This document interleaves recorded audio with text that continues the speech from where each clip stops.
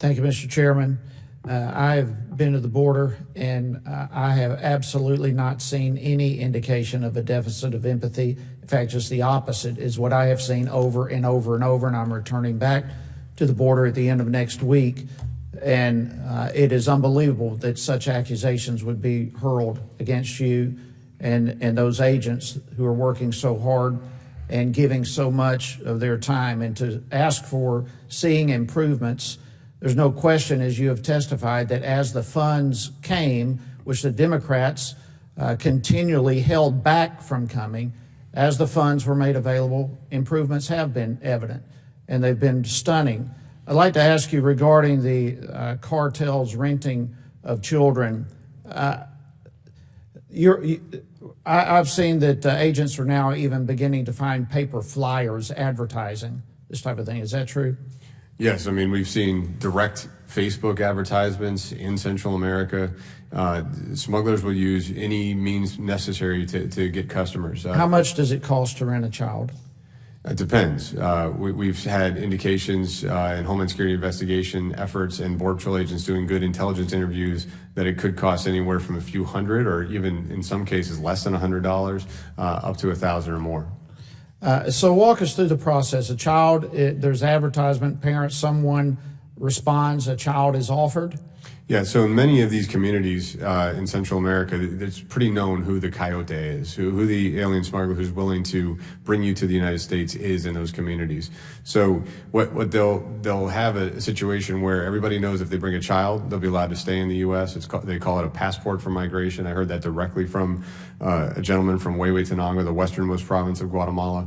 If they have an individual who wants to go to the U.S. and somebody has a child that they might want to make some additional money renting that child, or they want the child to be delivered to a relative in the U.S., they'll say, hey, take my child. They go procure a fraudulent document, and then they're smuggled to the U.S. border. And the cartels are receiving that money? They're getting paid for the fraudulent document, they're getting paid for the smuggling event, and the child's being put at risk. Any idea how many children are being trafficked like this? So that's a huge concern.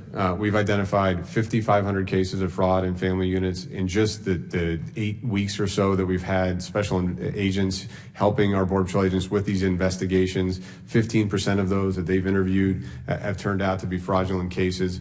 That tells me that we might be scratching the surface of this problem, and the number of children being put at risk might be even higher. If I could give you a quick stat, of the first 2,475 family units they've interviewed, 352 were fraudulent.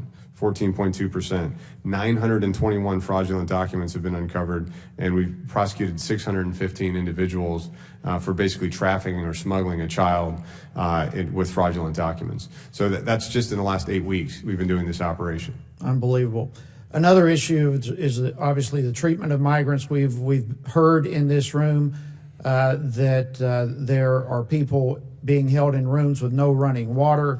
We heard several days ago that people are being forced to drink from toilets, whereas the regional Border Patrol Chief Border Agent Aaron Hull, has disputed these allegations and have said they're absolutely not accurate, that no one is forced to drink from toilets, noting that cells either have water fountains or 5-gallon jugs of water.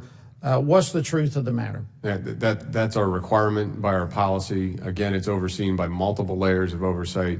Every station I've been to has both either running water, and sometimes a faucet will break temporarily, but has running water, or the 5-gallon jugs outside. Children must be kept in the least restrictive setting. Their doors in their areas where they're being held are not even locked, or they're able to move around freely. So we're providing water consistent with our policy, directly available in our custody.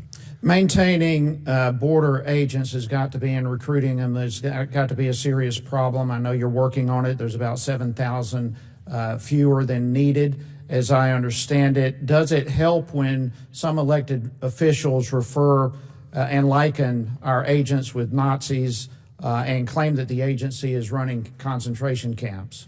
Yeah, I talked about in my opening how unproductive and unacceptable demonizing law enforcement professionals who are they chose a career protecting others is. It does not help. We are turning the corner on our recruiting due to about 36 process changes we made over the last several years at CBP. We hired more agents, net agents last year than we started the year with, and we're going to do that again even with the shutdown. So we're making some progress, but it is a challenge in this media and political environment. Thank you, Mr. Secretary. I'll yield back. Thank you very much. As we go to